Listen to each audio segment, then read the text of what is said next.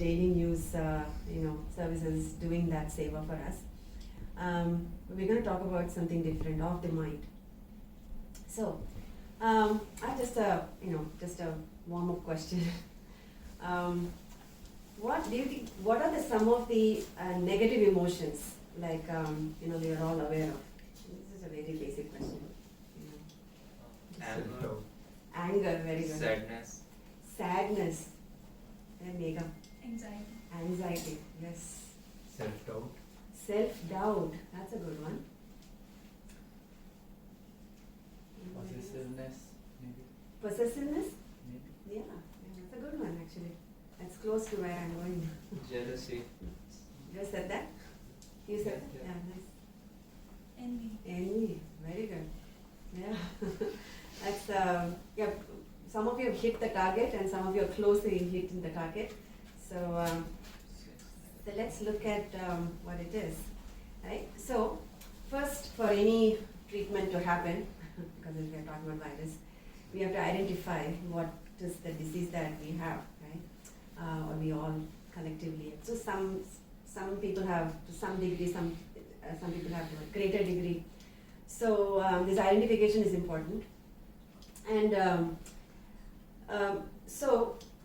some are gross feelings, right? Like this lust, anger, and greed, or gross emotions. Like when you're angry, you can feel that in physical body. Your heart, beat raises.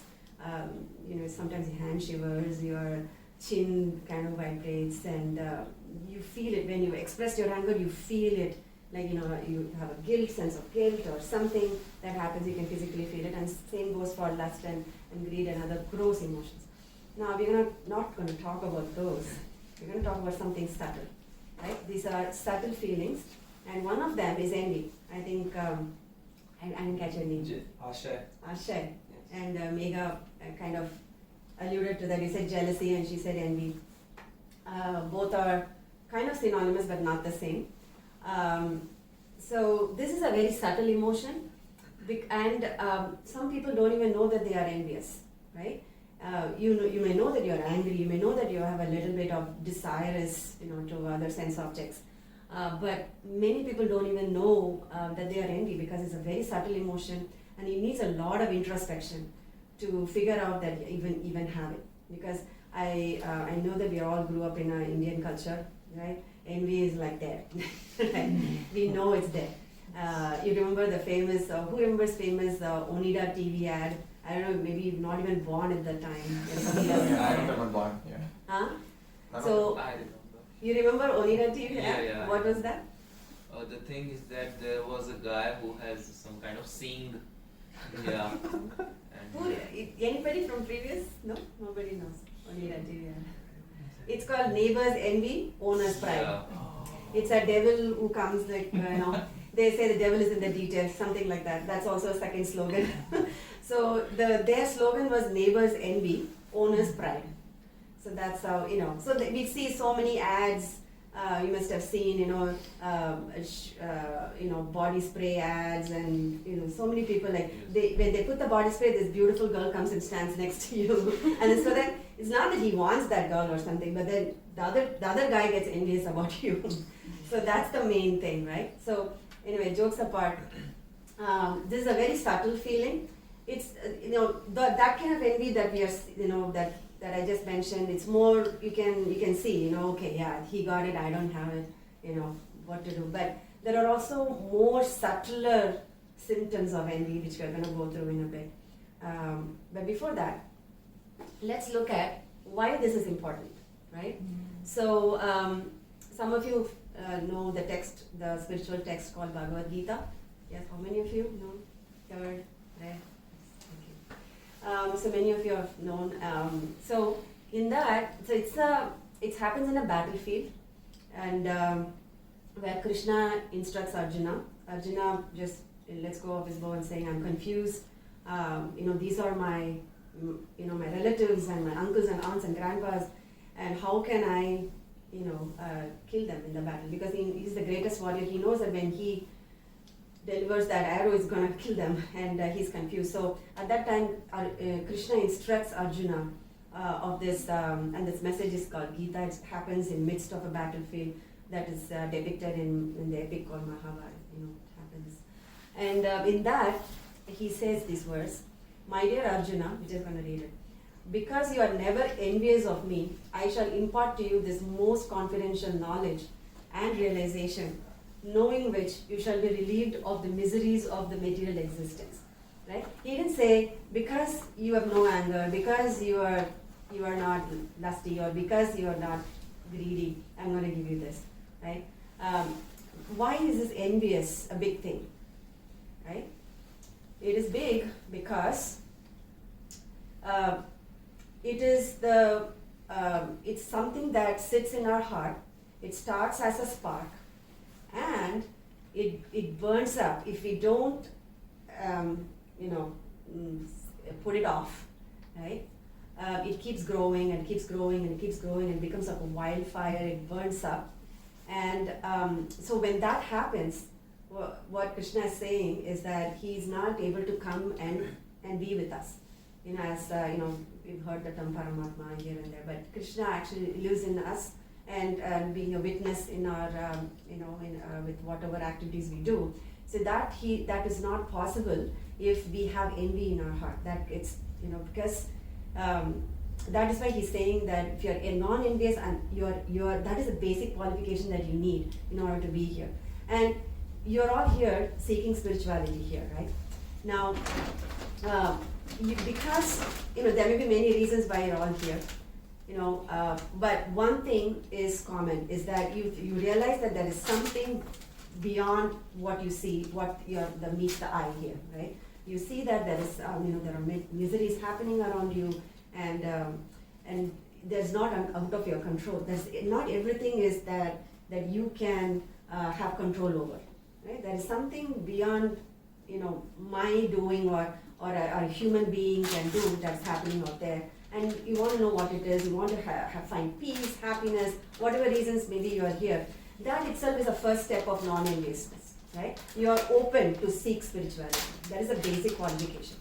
Now, once we cleanse our heart of this enviousness and put out the fire pretty much, right, so that it doesn't burn up in our heart, then we invite Krishna or Lord to sit in our heart.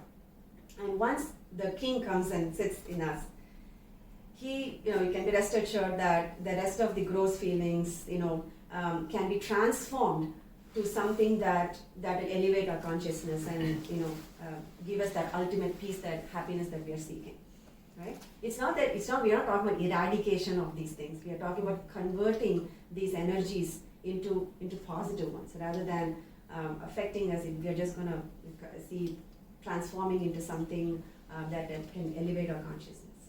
Yes. Now we'll see some of the stories from Srimad Bhagavatam.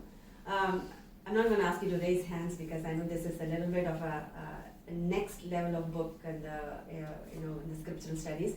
But I'm just going to give a little bit, like a quick brief introduction of Srimad Bhagavatam for those of you who may not know. So if you think that all the Vedic scriptures are there, right? The Rig Veda, Yajurveda, it's all there in the form of a book, and they're all compiled and written by a sage called Vyasadeva. Now, he was sitting once in top of the mountain, and he was contemplating, saying, I wrote so many books, Vedas and Puranas, still I'm not happy, right? Because I've not captured the essence. So he's not happy. So he was contemplating, and then Narada Muni, we all know Narada Muni, who carries that divine instrument, and he can travel within space, and he can appear and disappear. And we've known for, you all know him, right? So he appears there, and he says, why are you sad? And then Vyasadeva says that, because I don't feel like I've completed, even though I've created so many Vedas and Puranas I've written, I don't feel like I've done justice. So then he says, maybe you should write the essence of all the Vedas in one book. So that is Srimad Bhagavatam. How many of you have watched Lord of the Rings? No. Played Lord of the Rings game? No. Oh my gosh, okay. You're all very saintly. When I asked this question to my college students, the first day icebreaker game, That's all they play. You're all elevated souls. So I thought that I could relate with you guys, but looks like only like one or two. So in that, anyways, maybe the analogy will not make sense if you don't play, if you have not watched it. But there is a line in that movie called "One ring to rule them all." Right? If somebody wearing that ring, then they'll get all the powers. Like it's a dark kind of a movie, so they get dark powers to rule over the entire. So to counteract that, we have this the Srimad Bhagavatam, that one book to rule them all, with on the light side. So it is like if you don't have time to read any of the Vedas, if you just read Srimad Bhagavatam, you're set, because you get the essence of this book. So in that book, we're going to look at two stories that talks about this topic of envy. The first story is about this king called Chitraketu, and he wanted to have a son. So all kings those days want to have a heir who follows them. So he wants to have a son, and so he goes and marries, and no son. So he goes marries many wives, still no son, right? And then he's again disappointed because and he's getting old, so he's worried. So one day, this sage called Angira Muni, he comes to the kingdom and says, "Why are you sad?" Because they don't like seeing kings sad. And he said, because I cannot, I cannot be, happy. I don't have a son. And Angira Muni says, okay, let's do a sacrifice, like yagya. And when we do the yagya properly, we will please Lord Vishnu, and Lord Vishnu will appear, and then he will bless you with something that eventually can bring about a child. And he was very happy. So okay, let's do it. And he prepares for the fire sacrifice, and fire sacrifice happens nicely. Lord Vishnu comes, and then so from the fire, a personality emerges, and then with a pot of sweet rice, and gives that pot to the Angira Muni, saying, "Please give this to one of the wives, and you will get a son." So Angira Muni gives it to King Chitraketu, and Chitraketu gives it to his first wife. So the first wife, eventually has a baby's boy, and son is born. And so Angira Muni also says one more thing. He says that this boy who's going to be born, he'll give you extreme happiness, at the same time he'll give you extreme sadness. So he was like, okay, I don't know what it is, but then I'm going to name him Harsha Shok. Harsha is happiness and Shok is sadness, so he's naming the son Harsha Shok. So the baby boy goes to the infant stage, very happy. King is super excited after waiting for such a long time. He got a son, so he spends a lot of time with the son. In the course of spending time with the son, obviously he spends a lot of time with his first wife, right? Because it's a mother of the son. Now, you all guessed, the co-wives are all very angry, right? So it starts out as a spark, right? Okay, he's not coming to our palaces, he's spending so much time in the first wife palace. And then they group together. Oh yeah, this is bad, this is bad, this is bad. It grows and grows and grows and fire. And then it's okay, we have to do something. And so they give poison to the baby's food. Baby eats the food, baby dies, right? So the king is very sad and he's grieving along with the wives. The co-wives also cries because now they've realized, oh, okay, that's not good. And once you let it out, then you realize, right? But some of the distraction that happened, it's irreversible sometimes. So now at this stage when Chitraketu was sad and grieving, Angira Muni comes along with Narada Muni saying, okay, yeah, this is expected, that's why I said it's extreme sadness and extreme happiness. And then he says, I can revive the boy. So they goes and revives the boy comes back to life. And then King Chitraketu was happy, and he's like, oh my son. And then the boy says, okay, I see that you're my father, but I don't know, you're the father from which lifetime? Because he's now moved on. to another body, into another whatever, right? So now, which lifetime are you marrying my father? So like that he was asking. So now it clicks Chitraketu. Oh, okay. That was the light of enlightenment, the moment of enlightenment for Chitraketu. And after this, eventually it goes on to the rest of the story. But our point is to just depict that enviousness, right? So obviously I didn't click the. So this is where the yagya happens. Yagya Purush comes out of the picture of the fire, and then the last picture was the baby comes back to life, and Chitraketu gets enlightened, and ultimately he reaches the ultimate happiness, which is to serve the Lord. So this is one story, and then the next one is about King Prithu. So King Prithu, he's doing a lot of sacrifices. So he did a Ashwamedha Yagya. So Ashwamedha Yagya means Ashwa is the name for a horse. It's a horse sacrifice. A horse is sacrificed, and usually these sacrifices are made by the king usually. So that two things happen. One is they get to see Lord Vishnu, because Vishnu descends and as a part of that worship. And the second thing is it's for the protection and welfare of the kingdom, the people in the kingdom. So usually it's done by the king. Now he said, okay, I'm not going to do one, I'm going to do 100. So he starts doing 1, 2, 3, 4 yagyas, and then he completes 99 yagyas. And then he's starting to do the 100th one.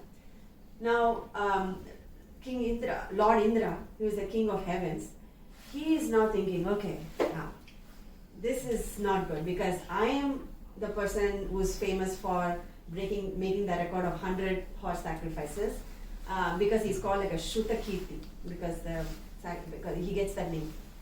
Now, this is not good, that he's going to do the 100th and I'm going to, not be that best person in the world.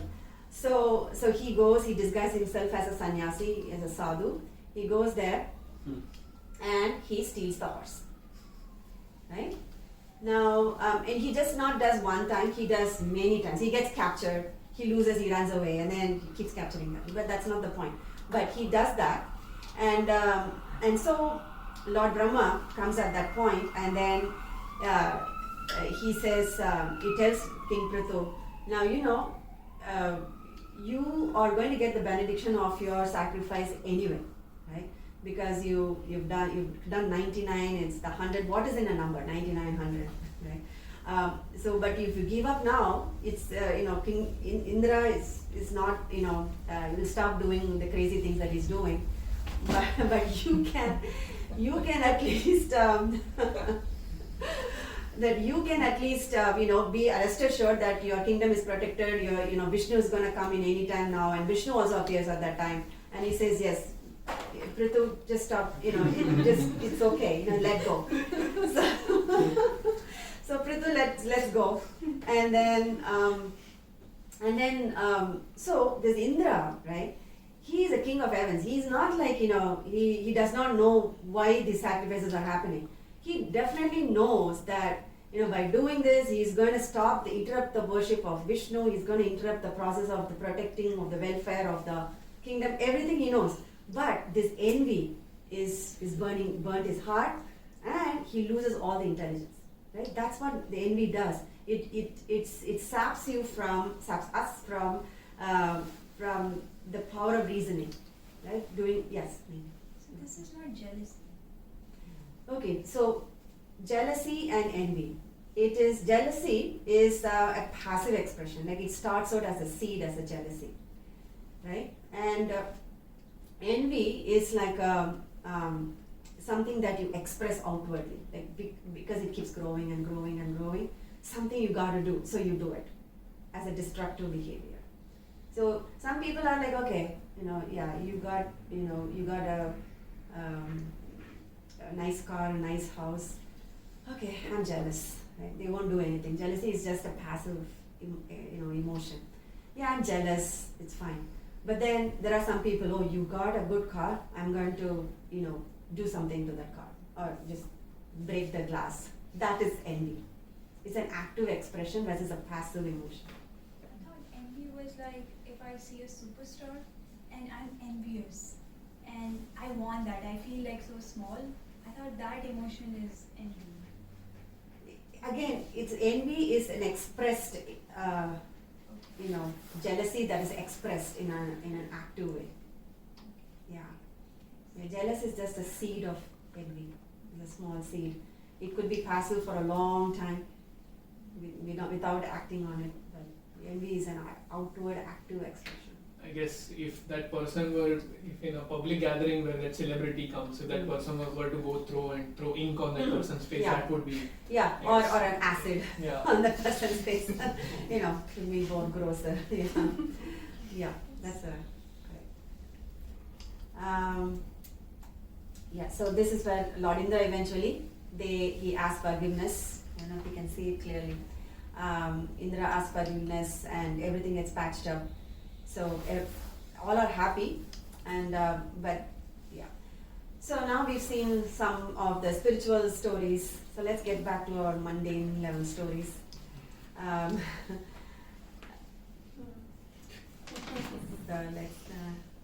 Which movie is this? Three Which movie is days. this? आज results लगने वाले थे। डरे सहमे सब भगवान के साथ deal strike करने में लगे थे। प्रभु बस लेट हमें संभाले न नारियल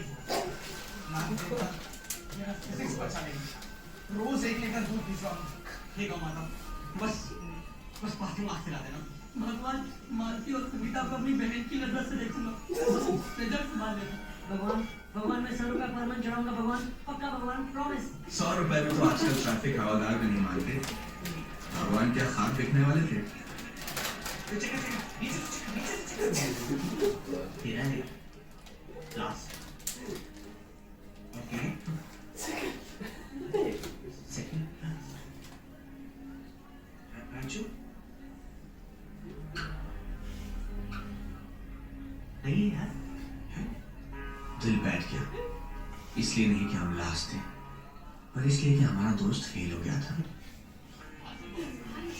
There is a mistake. It's not possible. It's injustice. साला ये साइलेंस इतना चिल्लाओ क्यों रहा है यार? सेकंड है साला फर्स्ट कौन आया? रैंचो रैंचो साला हटे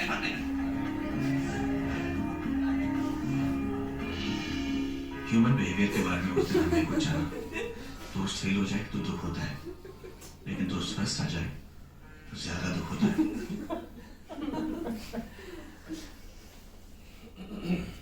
So, with all these stories, what is envy? How can we define it? So we identified the disease. Now we can define it so that we can identify the symptoms and finally find the treatment, right? What do you get? Comparison. It's a kind of comparison. Comparison, to human okay. beings. Okay.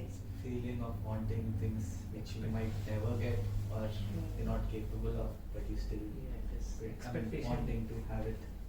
Okay. In some Envy. instances, Huh. it can be helpful for you, I guess. Like if someone is having a job in a company and if I envy and I work hard on myself, Yes. I want a better Yes, we're job going to talk than about that that. also. Yes, yes. so So you're striving to be that person. yeah, So you won't work envy hard. be helpful for us too? Yes, yes, Sometimes. yes. Yeah, good. Maybe expectation of what we want to be versus what our capabilities are to get that, maybe that is also. Yes, expectations, yes, comparison and compete with it. Yes, I'm looking at more of what the feeling that we have. These are all like, this is probably like symptoms, right? But the feeling that whenever we are envy is we are happy when others are unhappy. We are unhappy when others are happy. Pretty simple, right? Like if we can, with a little bit of introspection, we can derive this out. Like, yes, you agree with this? At least from the last clip of Three Idiots, that's very clear, right? Now the diagnosis. So there is a 5-point test that we can do to figure out again because these tests are needed because it's very subtle emotion. right? We are not able to catch it. But once with a little bit of introspection and awareness, self-awareness, we can catch this emotion when it happens. Because certain things we do it as a normal response that the mind gives us, and we don't even realize that that is envy. So now, hopefully, we'll see what they are, and we will think. So if someone who is your peer is praised in front of you, how do you feel, right? So let's say, you know, in your group, you know, you've been given a very tough assignment, right? And you're saying, hey, look at that guy, he got Mohit, you know, he got, I hope there's no Mohit. No, this Mohit's got, you know, he scored A, you know, in that assignment. Everybody got D, you know, I failed. And then you might catch yourself saying that, or you might catch another friend saying that, yeah, he got it, but, you know, he took the answer from his senior, or he Googled something, and, you know, like you just negate the fact that you appreciate that person, but you just say that, okay, you are, no, whatever I'm saying after the but is what is important. Before the word but, it's completely not necessary, you know. You stop glorifying them, but then you just say that it's because of this that he got it. It's not like he's jumped from heaven or something, right? And, you know, things like, so when you catch yourself doing this, yeah, you know, she's a great cook, but you see how shabby she keeps her kitchen? You just completely negate the fact that, you know, she's a cook, but you just focus on the shabbiness, right? She is a great dancer, but oh my God, she's such a, she doesn't work out, you know, it's just out of luck she just got through the, whatever. You understand the point. So, yes, that's nice, but this is a clear symptom of envy. If you catch yourself doing that, then that's the symptom of envy. Then when others make a mistake, how do you feel? Do you feel good about this? Or do you feel bad, which is a good thing? If you know, others make a mistake, you feel bad. Or you say that, yeah, that guy deserves it. You know, there's no way that he's can escape that, whatever he did, right? So we can catch ourselves doing this. So there is this story about a king. This happened long time ago, and he wanted to invite all the brahmanas in his kingdom and throw a big feast for all the brahmanas, because he thought that, okay, there are thousands and thousands of brahmanas, and because of them the kingdom is flourishing because they are doing a lot of yagyas. So let's give an appreciation, it's a give back, right? And so they say, okay, he assembles all the best cooks in the kitchen, in the kingdom, and says, okay, you guys prepare a massive feast because we're going to have thousands of brahmanas coming in and partaking in that feast. So these cooks all decide that, okay, if there are thousands, then we don't have an indoor space, so let's just do create a kitchen outdoor. And they just leave the roof open, but it's closed on all sides except the top. So they cook a sumptuous feast, rice, dal, sabji, gulab jamuns, all different kinds, whatever, right? And brahmanas all ate nicely, they're happy, they're satisfied, they appreciated the king, they all left. And the next day, the king receives this news saying that all the Brahmins who ate the food last night, they all died. You know, I'm telling a lot of death stories, but it has to be more gross to drive the point, I guess. So now the scene moves to the scene in the Emeraj, right? Emeraj, the file goes to Emeraj. The Yamadutas bring that file. We are not able to solve who's the person who should be punished in this. So Emeraj, please help us. Emeraj looks at this and says, okay, what do you all think? Right? Just a way of like interactive king, I guess. So one of the Yamadutas says, the king should be punished because he's the one who, they were all happy Brahmanas, they're all happy before.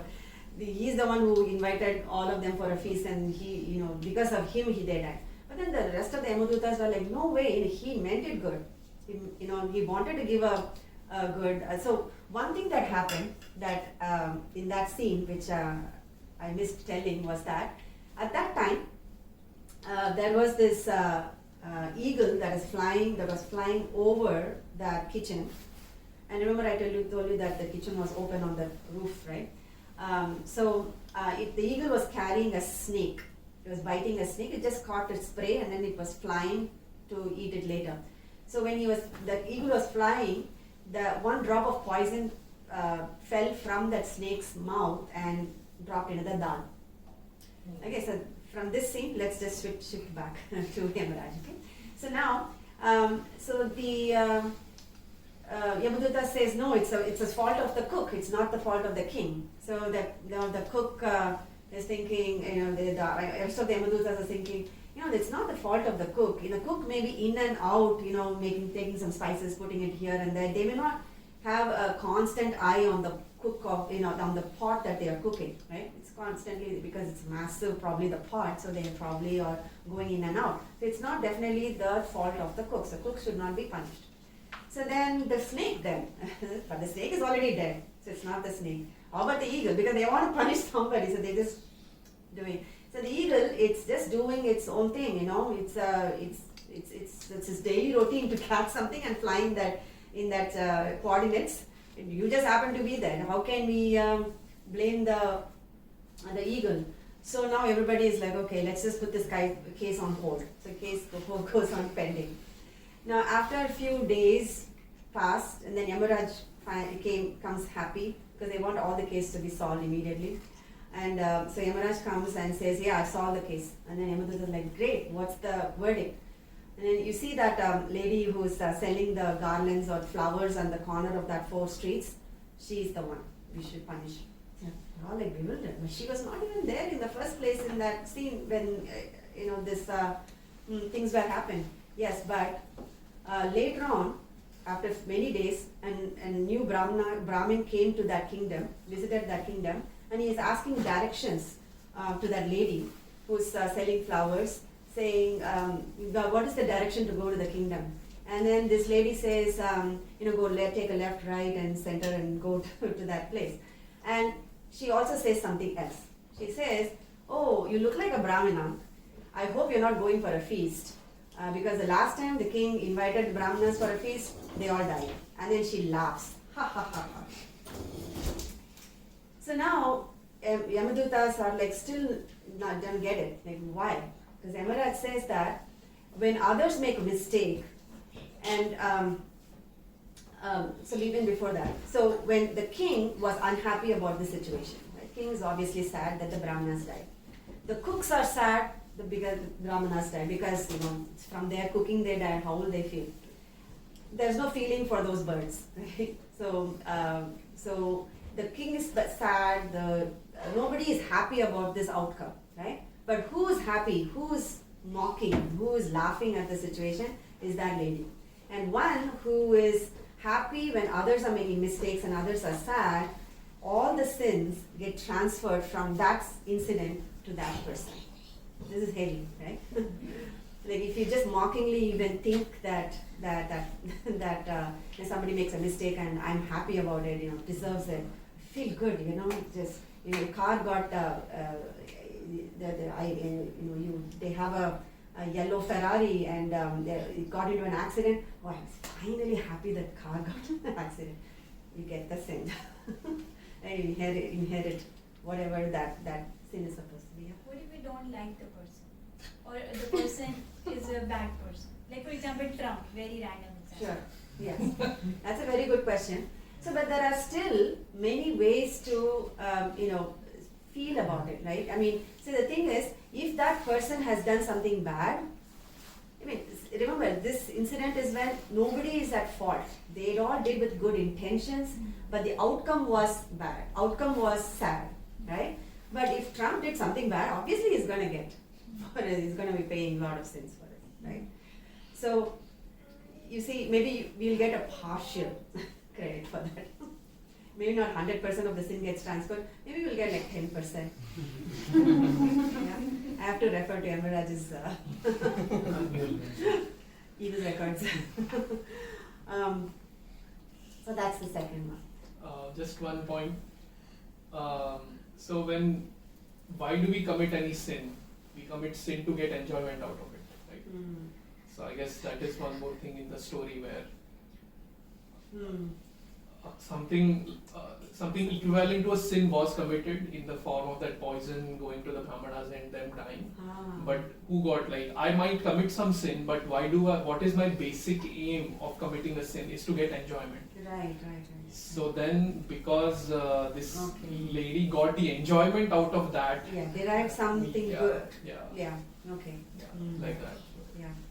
And obviously, there could be some karmas also for the Brahmanas from past life that they all have to die in the same time at the same place. All that happens, but this point is about envy and how we feel when others are suffering. Yes, that's a great point. The third test is, do you feel you don't need to learn from anybody, right? Now, like, from a small infant to a very senior person, like, 96 or 100 years old, we have something to learn from every single person. Like, I always tell my husband, God, motto, is, like, Radha Kripa teaches me patience. Even though she's not, my daughter is called Radha, and she teaches me patience because I'm a person who has absolutely, just keep going and doing things. She makes me stop and go, Mom, I cannot do this at your pace, you stop for me, right? So there's something to learn from everybody, but when we catch ourselves at some point saying that, I don't need to listen to any lectures, I've seen this, I don't need to come, then you know that there's a tinge of envy coming right there. You may genuinely think that that's a waste of time, so I don't have to listen to it, that is fine. But if you think that, what is he going to say that I don't already know? That is envy, right? Especially this happens with peers when you are, sharing, lecture notes or whatever. Oh, I take better lecture notes than him, I don't need to refer, right? Something like that. So that is a definite symptom of envy. And do we have appreciation for everything and everyone, right? Sometimes we, as when I remember when I first came into this country, I appreciated everything because everything is so clean and neat and organized, and you put something, the machine works. It doesn't, it's not like you have to hit it or kick it or, to get the money back. So it's like, it's peace of mind, right? Everywhere you go, things work, right? Trains work. You get seat in the trains. But later on, you start criticizing, right? Oh, the train has a smell, and I can't get over it. Like you probably, you all came last semester, is that right? Some of you came last semester, some of you maybe previous one. So you might, first time in New York City, you feel like, oh, I'm in the best part of the world. You don't see any litters on the street or the lousy subway stations. You're all appreciative of everything, right? Even the orange color B train was glorious for us, right? But later on, you see, this R train Taxes. is just, Taxes.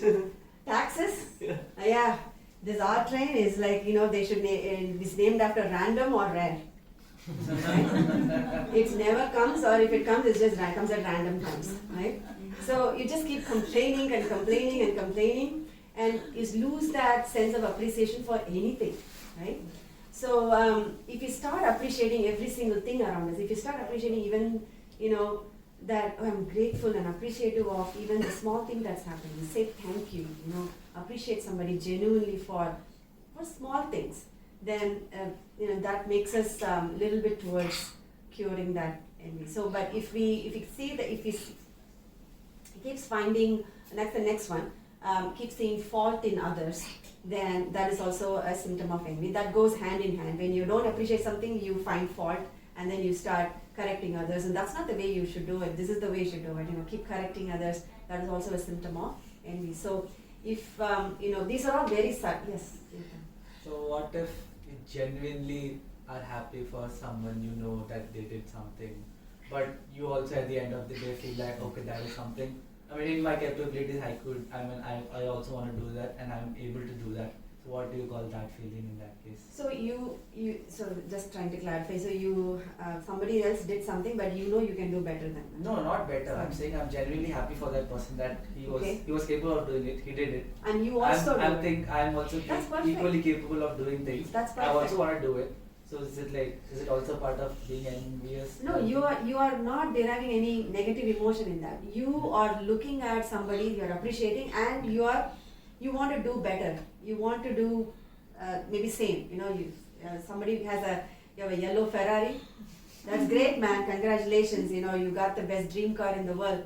I'm also going to strive for it. I'm going to get a job that will give me a yellow Ferrari. Again, it is okay.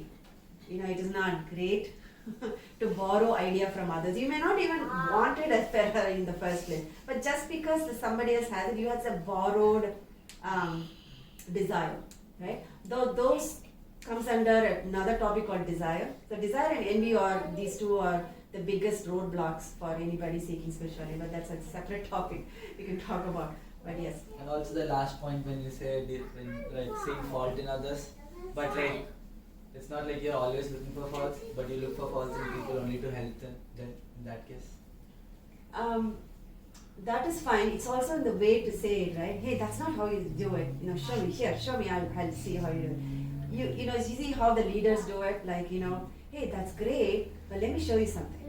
You know, see this. It's all in, you know, how you make others feel, and also how you know, when with that, if you have the genuinity in expressing that, hey, that's a better way to do it, I'm going to tell him how to do it, rather than mocking, and you know, there is always that tone, that how genuine it is, that comes out of the heart, right? Yes, very great questions. It's good to have these things. So I have one question regarding when the third point. Do you feel you don't need to learn from anybody? So is it wrong to make opinions about others? Like, for example, if I have a friend who feels that he knows everything, and when we talk on a subject, he brings out his experience, which is like not relevant, like which might not be relevant or maybe relevant. So I have an opinion about that person, that he speaks more than he knows. So does that qualify as envy, or? So if you think that you don't, like, you know, if you're not,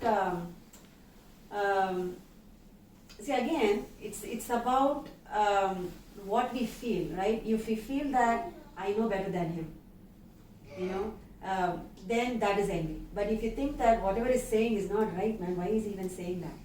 That is okay, because you're you know, if you can, the right way to do it is, if that person is approachable, let's say he's your friend, then you can approach and say, hey, can I say something? You know, I also read about this, and I want to show you something. And then you can say that you know, this is a little bit variant from what you're saying. What do you think about this? You know, it is always the expressing how you feel. So whatever you're feeling inside is going to come out. So if you feel that, hey, he's talking all nonsense and that's not exactly how is it? Let me see.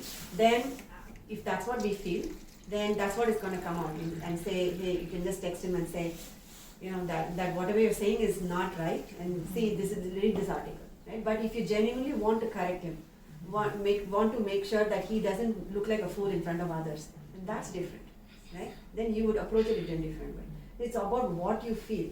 That is the first step. Then how you express it, it depends on what you feel, right? If you want to genuinely correct others, that's okay, that's perfect. But that's not envy. It's about it's like there could be two parts, right? One is that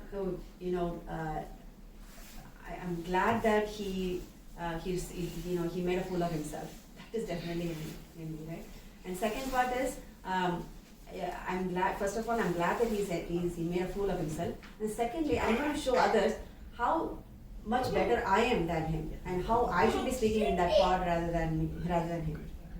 That is also a second variant of it. Make sense? Good question. Hi, Megham. Yeah, it's like feeling small part of it. Like it happened literally 2 days ago. So, like I saw someone and I thought, oh my God, like I am doing nothing in life. Yeah. and I was so uncertain and anxious. So will we call it? You're only like comparing to your own self. You're not saying that I'm doing nothing compared to another person, right? Is that right? You're just comparing to yourself. Actually, that's a healthy comparison. If you have to compare, comparison itself is very wrong. We are going to see that in a couple of slides. Comparison, is a root. It's like a first step towards envy. But comparison, when you transform it to comparing to your own self, to be a better version of yourself, to compete, to achieve something, that is a good sign. Right? You're comparing yourself. You want to compare to. So last year I was like this. But this year you can say that I compared to myself last year. This year I'm doing much better. Right? That's a healthy sign. Comparing yourself. But then I'm comparing myself to someone else that I think is better. Okay, I didn't catch that part when you said that. I thought you're comparing that. No, not to myself. Okay, that's why I asked. To someone else. Oh, to someone else. Yeah. I didn't say similar question as him, because when you're comparing to somebody else and you want to be like that, then you're competing, right? That is again we're going to see that in the next couple of slides, how that is also acting at it's a little bit better that you're appreciating, but you're again competing, right, to be like that person. It's a borrowed desire. You may not even want that, but just because the other person has it, you're borrowing that and having. But if you genuinely want to do it and you need a benchmark saying, okay, I really want to achieve this, and as a benchmark I'm going to see if I achieve to this person's level, I'm good. Then it's a little bit better, but that's not the ultimate thing that we want to. We'll see in a couple of slides what it is. Okay, so these are the 5 points of symptoms. Now, let's talk a little bit about the mind versus the intelligence. So this is like this is nothing to do with Bhagavad Gita. This is just an analogy that I'd like to say with the chariot. So you see the chariot, you see the horses, the chariot driver driving the controlling the horses, and then there is a passenger sitting at the back, right? So the cursor, can you see? Yeah. No. I mean, I was circling the cursor. Yes, we can see. You can see. Yeah. Okay. So first is so this is an analogy. The first is the body. The body, our body is like this chariot, right? It's a container for our soul. Then comes the senses, which are, we have 5 senses: seeing, smelling, tasting, hearing, and touch, right? All the 5 senses are like the horses, right? The mind is like a rein. The rein that pulls the horses is the mind. And the intelligence is the driver of the chariot, right? And guess who the passenger is? So, Jiva, yes. So when in a typical, let's say this chariot is running, and the horses are running, and the horses are going on the passenger, the soul wants to reach some destination, right? And the horses are running, and then they see a bunch of fruits of the off-beaten path along the side. And then the horses see them, and then the horses wants to go and eat them, because the horses are always hungry, because they always run and work out, right? So they want to go and get it impulsively. They want to go indulge, that, I see a piece of fruit, I want to go. But this mind, if it let go along with the horses, what happens? The chariot will just go off the path, probably just derail, and it may take even many lifetimes to get back on the path. I'm talking about a little different kind of distractions that cause us to derail from our goal, and then we may not even come back in this lifetime back on the goal that we want to, but some other lifetime, right? It's a really out there, time, space. So it is that intelligence, right, as a chariot driver, pulls the mind, controls the mind, so that he can get back the horses back on track, right? So if the mind were to control the intelligence, then it would be like, okay, I see a fruit, I want to get that. I see a yellow car, I want to buy it. I see this, distraction. The mind is controlling the intelligence. Right? We don't let the. So what does the intelligence do? Right? The intelligence is what tells us this is right, this is wrong.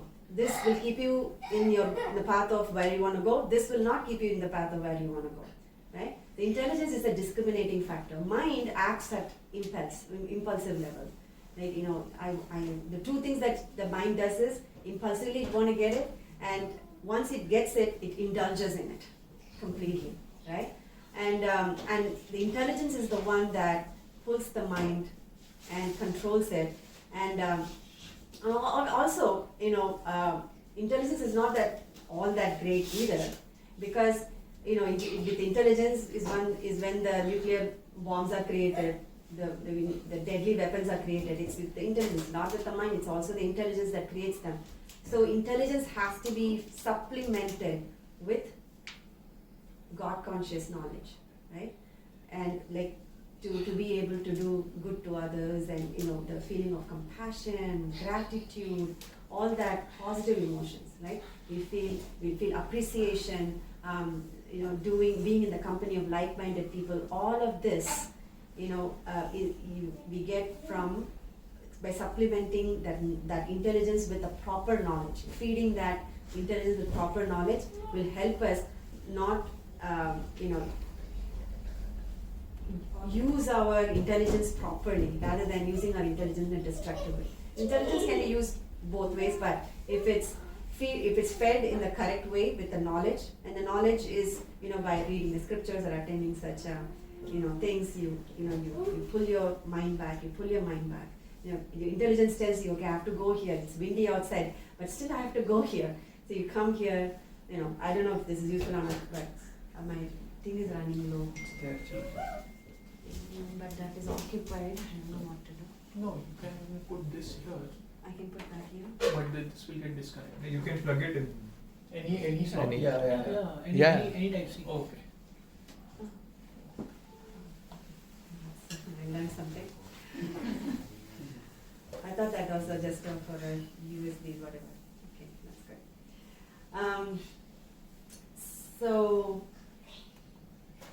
So once the intelligence is fed with that God conscious knowledge of transforming our lower modes of feeling, criticizing, complaining, being envy, and constantly like comparing with others, transform that into something that we are grateful for, self-awareness, gratitude, and all the transform that into better, good energy, right? So, so the treatment finally is that we compare, we complain, we criticize, and compete at an impulsive level, at a like a mind level. We do all these things because that is the canned response, right? So I always think of this mind as I also referred some articles as well for this teaching, but I also noticed that it makes sense. When I originally started typing Hare Krishna in my phone, right? Because I wanted to greet somebody with Hare Krishna, I clicked enter, it went as Hate Krishna. I was like, that's not what I meant.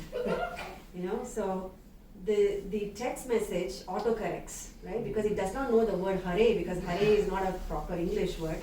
So it gives a canned response, it gives an automatic response. Hey, stop, you are not typing it right, that's not an English word. So I'm going to convert it into this. So the mind, impulsively, it gets an auto response. But we, using the intelligence, we have to hit the backspace.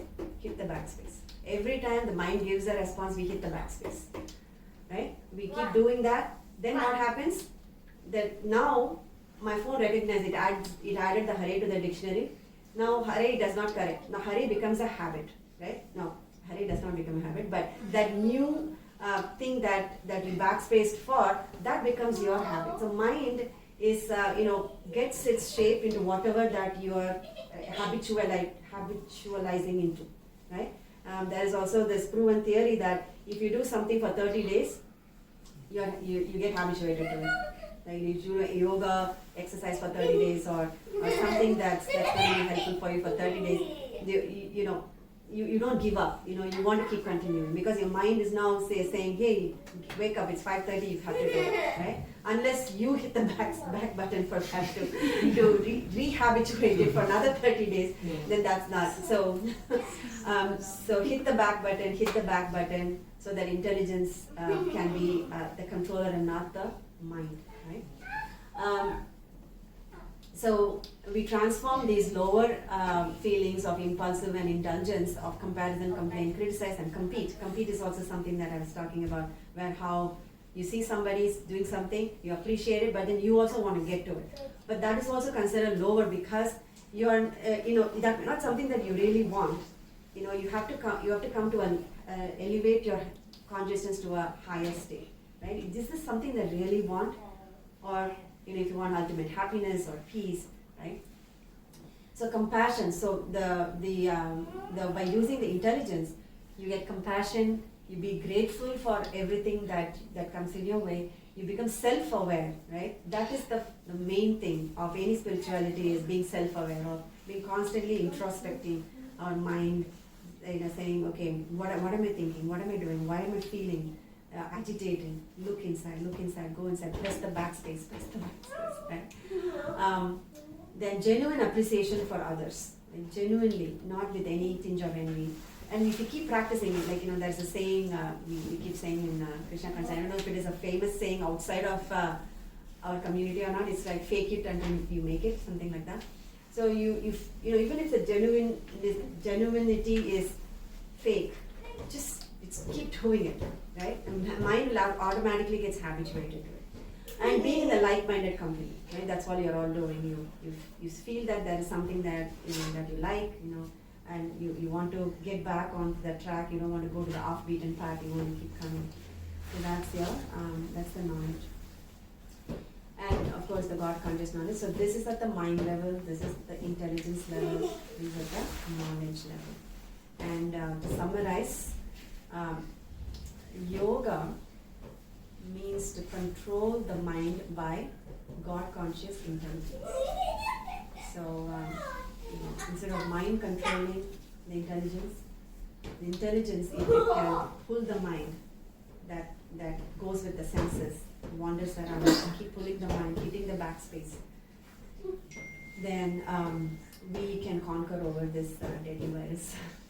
I hope that was useful. Any reflections, takeaways, questions?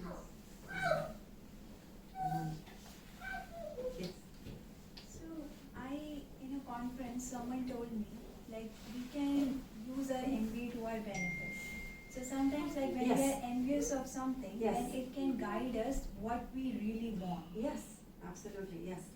So that's what that contemplation, right? So instead of mind saying, okay, I want this, that's impulsive, you say, okay, wait, I'm going to really think what I really want. And if there's something that I want, or there's a borrowed desire, or there's something that I really want to do, and see, like a sense of purpose, right? Was there a class in sense of purpose? Right? So that, Gautama Prabhu did, I don't know if how many Most of them did. weren't there. Yeah. So there was a, one session on sense of purpose, like if you know your purpose, right? So then you can see whatever thoughts and desires that come, if it is aligning with that purpose or not. If it is not, it's clearly just to let them know, right? So yes, the envy can help, it can be converted. So all of these can be converted to positive energies. Envy can become compassionate. Envy can become a great energy for being grateful. Envy can transform into appreciation. Definitely, positive energies. So anything. It's not possible to say no to something. You can only replace with something that is better, good, right? So that is always the case. If something you say no, it's gonna come yes, and keep bothering us later. But if you if you say that, okay, I'm not doing something that is not right, aligning with my purpose, but I'm going to do something else in that place to fill in that, then your mind becomes occupied with that something that you're feeling and that's aligning with the purpose, and it won't bother you with something that is not aligning with your purpose, and that's not something that you really want. We're probably just asking, like ourselves. Yes, Take it introspection. back Just and ask. Yes. Are you Why am doing I the doing- impulse, or am I hitting the backspace and I want to really think if this is what I want? I mean, with all the symptoms, definitely that can be introspective. I just want to go around and see if there is one thing that resonates with you from this class. What is one thing takeaway? Maybe just a one word or a couple of words and phrases. Is that okay? Fine. Yes? That is. Can you do second? Okay. Yeah, can you do second? Okay, I'll start. Okay. So, last week when I was here, I had this question regarding Karna, about his righteousness and everything. So, while you were giving this lesson about envy, so something just struck me, and it's like I just want to reflect, like why envy is so not good for us, and why having envy also attracts all other bad things. So there was an incident in Mahabharata when the first scene, when Karna enters Mahabharata stage, he goes and even though he knew that he was really powerful, he did not choose the right way to showcase his force. It was a graduation ceremony for Pandavas. Yes. He went in there and he was like, I can do everything better than Arjuna. He did not say that I can do everything that an archer can do generally, but he was very specific that I can do everything what Arjuna can do, and I am better than him. So this attracted Duryodhana's viewpoint towards Karna, and which eventually made the path to his downfall. So I think when we are envious, like these kind of bad qualities, good attracts good, bad attracts bad. Yes. So Perfect, right? Perfect. so it's just reflect. Like I just got this reflection that That's amazing. yeah. I should remember this. envy is. Very nice. Be genuinely happy for people around you.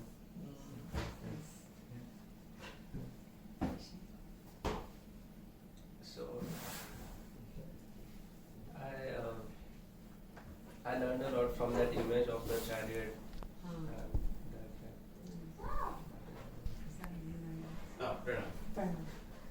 So, being cautious, like what we make fun of, it might be something, so like driving fun or like some kind of like making fun of something that might be a cause of sorrow for a lot of people. Yes. So, Yeah, nice. so being very funny nice. in a So I guess that story settled in with you. When I heard the story first, I was like contemplating for a long time. Nice. So I had like just this realization that in our day-to-day life, this feelings, I do feel these kind of things that if someone is a bit happy and I might in some way might not be that happy. I may be happy, but yeah, that was something Yeah, that but yeah, but yeah. So that was something that kind of I think I should reflect on and should work on it. My thought is the backspace thing, before you take a decision, take a second, think about what the choice is. So I think the things that I learn, I mean like many things, similar things that you have mentioned as examples happen in my life, but what I believe is like, for example, envy. Because of envy, I searched for something and I got my answers. So I believe that use it for your benefit. I mean, sometimes these negative emotions are helpful, but sometimes don't let it be heavy on yourself. Don't let these things harm your mental peace. Even in a physical way too. So I believe now, yes, I have taken inspiration from today's. Like I have to control my mind. I have to learn it. Yeah. Thank you, ma'am.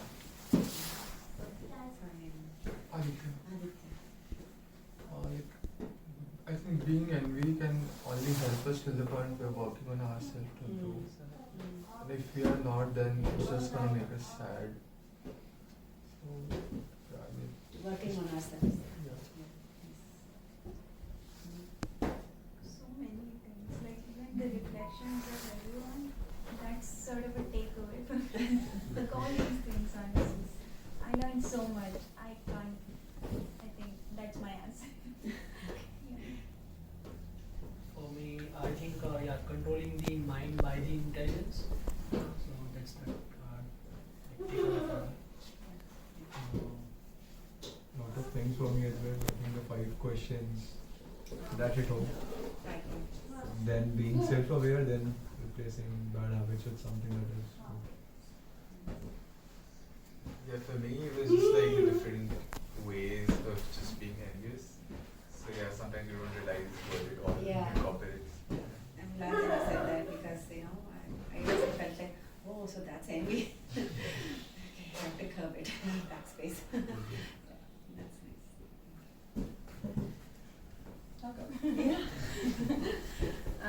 Well, I just, I'm sorry, what's your name? Anubhav. Yeah, so like as you mentioned, I was also thinking like how subtle it can get, the envy, and I think a lot of times we don't even notice that we're envious. So I remember like when I first came to Christian consciousness, I'm like, I don't think I'm an envious person. Right. I mean, I don't think I'm like really. Yeah. It's not in the front of my mind, but then like as you go deeper, you just like realize how many layers have to go. It's very subtle, uncover. right? Yeah. Because you don't even realize it that you feel that, and then you keep moving on, and then you feel it, and then you keep moving on, and it keeps piling. Yeah, it's definitely. Yeah. And you don't have. You don't have to reflect. I mean, you know everything. Oh no. No, still, I mean, I definitely agree with what all was said, and wonderful session, by the way, very eye-opening and amazing. So I was just thinking, like a lot of us discussed about channeling envy in a good way, and a lot of us discussed about, okay, somebody has something, so I also should get it. Like, in that way, it can act positively to improve myself. Now I was just trying to think, if let's say somebody else gets something, and I am envious of that person, and I'm like, how can that person get it? Let me also get it. And let's assume for a while that I go ahead with that same feeling. I strive with that same feeling in my mind, and I even achieve that. Let's say I even achieve that. But what I'm thinking is, even if I do achieve that, because my foundation of striving for that thing was wrong in the first place, even after I achieve it, it's not going to make me happy. Because at that stage, then I'm going to see something else and be envious of that, and again keep striving for it. So it will be like an endless loop. Yeah, perfect. And then, as you said, at some point we have to hit a backspace and analyze what we are thinking and. Definitely. If it aligns with your purpose, it's going to give you a happiness. Otherwise, it just just borrowed desire. He has a car, he has this, he has that. Let me buy. Nothing is going to give ultimately happiness unless we go inside and put a hose and put out the fire. Yes. So, let's say some action happens and you react to it. And you go, I was envious of this, I shouldn't have done this. Yes. What should the next thought or what should the next step in your mind at that immediate moment? Yes, so then you catch yourself, introspect, right? And say, okay, am I acting at the impulsive level? Or am I acting intelligently, right? So when let's say, can you give me one example? So maybe it will help me. Like, somebody got an internship job offer, right? And they applied for 5 companies, they got all 5 offers. I'm applying for 600 companies and no offer. Yes? Very realistic. The story of the rest of us. How many examples is right? Yeah, I mean, yes, I mean, that is your immediate need. I'm not saying that, you are here, you have to take care of the need that you are feeling that, okay, getting internship is my next step, right? It may or may not align with your purpose, but you are doing this master's and you have, to get out, you need to do certain things, right? So this, by envying others, that's not going to, achieve anything, right? So introspect and say, okay, what can I do, right? I can go in and appreciate that person who got job offers from everything, and then maybe I can learn something from that person. If I feel envy, I won't even feel like going and talking to that person in the first place, right? There is something that I can learn from that girl who applied for 3 companies only and got job offers for all 3. But if you say this, but, right? She got job offers, but her dad is a VP of one of the companies. Then you lose that. There's, the dad can probably get an interview for that company, but she has to pass the interview. Nobody's going to give you this, because your dad is there, come and work, right? Does not work like that. See, obviously there's something that she's done that you can learn from. I think being open to learning from others, being appreciative, all that will help one and grow. Does that make sense? Absolutely.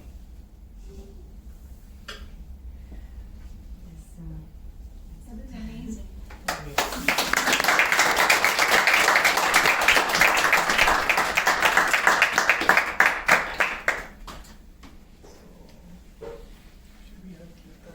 Quick 5 minutes. I wanted to put the operandin on broil. Is it possible now? Yeah. Or just, I don't know. How do we get rid of this? Broil, I don't know. So now you can. Okay.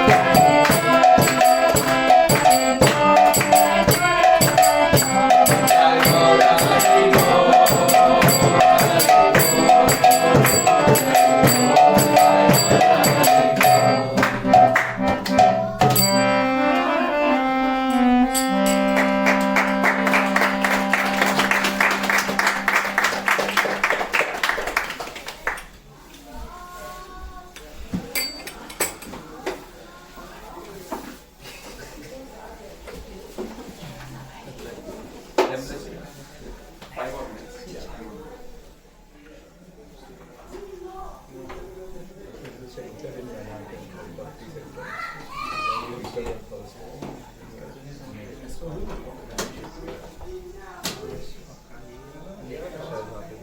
Diwali पे ही है ना?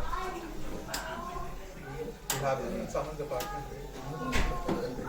So what you can do is you can sit in like 2 circles. So once like 5 boys there, 5 boys here, like this.